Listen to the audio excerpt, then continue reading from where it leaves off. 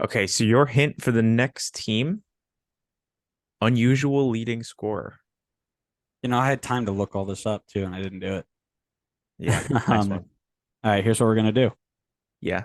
I'm going to think, man, I wonder who this could be. I Uh-huh. don't While you know. Google, While huh? I take a quick look, and I think, ooh, is it Houston? It's not. Is Sorry. It is RSL. what? Justin Glad is their leading scorer. Oh, okay. I thought you meant in the Golden Boot race. Amina Oh Bassi no. for Houston is third in the Golden Boot race right now That's with criminal. with four pens. Yeah, it's criminal. Fantastic. We are talking to RSL. We will get to Houston at some point, but right now it's RSL time. They are 2 wins, 0 draws, 4 losses, and 11th in the West. Picking a top player for this team has is not an easy task, I'll be honest with you. But I have gone with Jefferson Savarino. He's got 1 goal, 1 assist so far this season. He is one of their highest. I think he actually is the highest rated player across both of the rating sites that I take a look at. So I just went with him. Um, alluding to your hint, mine was Justin Glad because if you can be the top goal scorer at the center back position, then heck yeah, you are you're one of my best. I mean, he has also conceded 14 goals this season, but I guess we'll glance past that. He is now a striker, Justin Glad. Um, all right. Like I said, 11th place, not going to be an easy task for this next one either, but who is your most impressive player for them so far? I've got Lawfulsend. Again, just kind of building on what he did last year, but carrying it into this year. Like you see a lot of rookies who will have a good, by all measures of a rookie season, and then just disappear into nothingness. Um, but 4 starts, 1 sub appearance, and according to WhoScored.com, the greatest stat website of all time, uh, third highest rated player. So, um, doing the dirty work in between, not scoring goals, not making assists, not setting people up, but good defensive work rate out of this guy. Um, second most tackles per game for the team. He is seventh in interceptions. He does not concede very many fouls at all, as well as where'd you go? Anyways, 1 clearance a game as well. So he's all over the place defensively. And um, again, for somebody coming out of their proper rookie season, um, good on him. Okay. Can't disagree with you there. You never Um, can, by the way. You say that every time I say something. well, maybe pick something more out of the box. You pick the safe bets every time. Um, Going based off of your lovely who scored, I've gone for the second best player rated on their team, Brian Ojeda. Ew. He is 22 years old, very young. Came over from Nottingham Forest, had about 350 minutes of game time last year. So now it seems like he's finally getting a full season under his belt. Played 340 minutes so far and is one of their highest rated players across both SofaScore and Who Scored. Um, so yeah, I would imagine. Yeah, I don't watch RSL week in week out because I have better things to do with my life. But I would imagine he's been a great player in the midfield for them, similar to Waffleson. So just I think I mainly went for him considering his age, considering how young he is, and he's come in and not really had too many speed bumps so far. So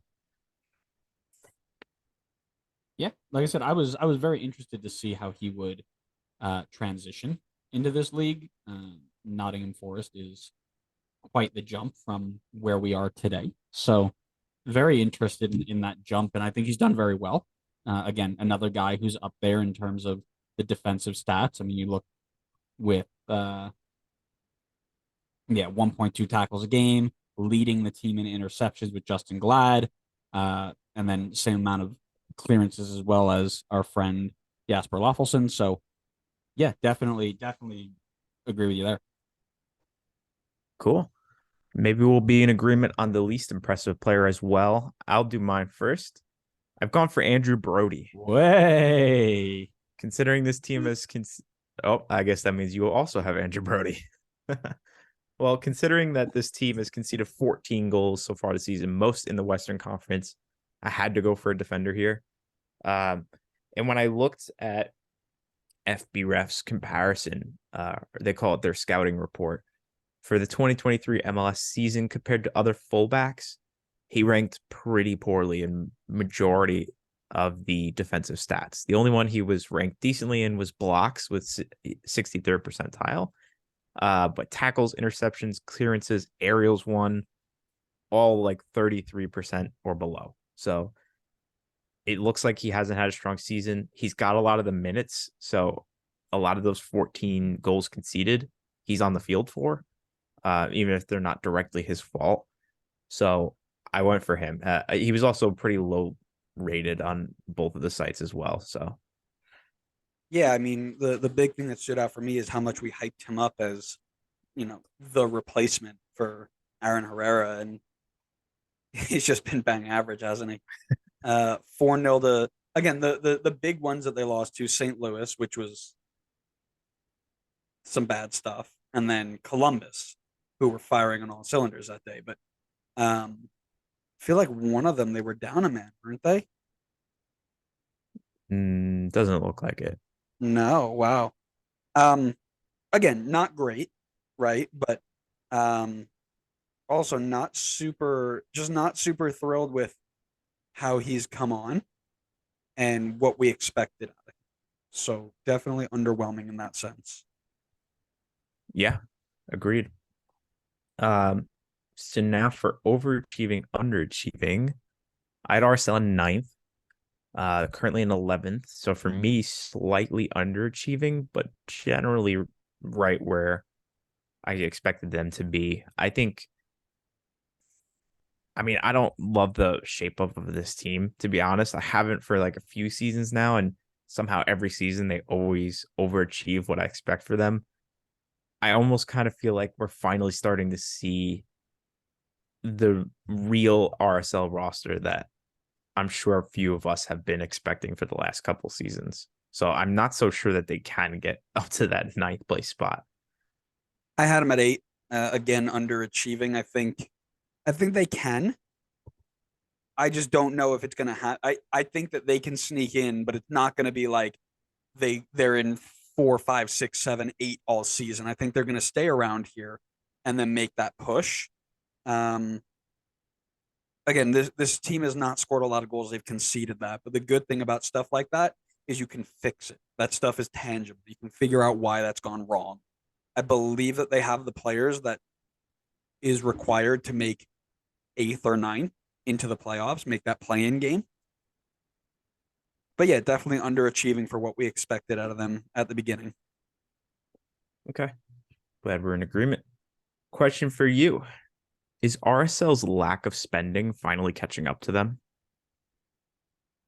Probably, right? I mean, you're gonna want at least one more forward attacker. I'm looking at this team now, right? You go in the summer window and you bring in someone like Cucho Hernandez, then you're fine. But I would agree with you that their their approach to this, you know, Moneyball esque, style of play is going to hurt them eventually, and then you're relying on guys like, well, I don't know, has he been playing? He's got 340 minutes. Oh wow, so he's been all over the place. I think he's got uh let me see. Maybe 3 starts. He's got 4 starts, one Four assist. I got to starts. hear, yeah. Yep. So underperformance from players that they expected more out of, which fine. But somebody else needs to step up then, and if they're not going to do it, right, you need somebody to score the goals. And I think for so long you relied on Damir Kreilach. Now he's just another, one of a few. You're going to have to figure it out a different way, and that might mean spending money. But yeah, as of right now, that's probably part of what's hurting them. Yeah, I mean, this team for the last 2 seasons has made the playoffs. Um, and that's been without the play-in. So they've made it just outright top 7 in the Western Conference. Granted, they scraped in both times, but I just and both I feel like both times, I don't know if you're in agreement, but I was definitely down on how this team looked. I mean, I'm looking at the roster now and I can't wrap my head around how this team continues to like be in playoff hunts, because this team just, you look at this team, then you look at an LAFC, a Seattle, and you're like, how does this team compete? How is this team making the playoffs with these other teams? Um, and I feel like the lack of spending and the lack of getting, you know, you don't have to go find a Barco type player and spend 15 million, but you could spend a little bit more than RSL have been spending. I feel like they barely spend anything. And I feel like it's finally catching up to them. It's almost like the MLS Cup playoffs aren't a real determination of ability. Wow.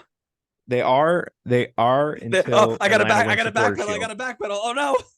They it is a determination until Atlanta wins Supporter Shield. Yeah, there you go. That's the answer I needed to hear. Yes. It And only then matters because it's the only thing I have over anybody else. yes, exactly. And once Atlanta wins Supporter Bum. Shield one day, then Supporter Shield will be more important. Yeah, you bum. Let's move on. Let's move on. Indeed.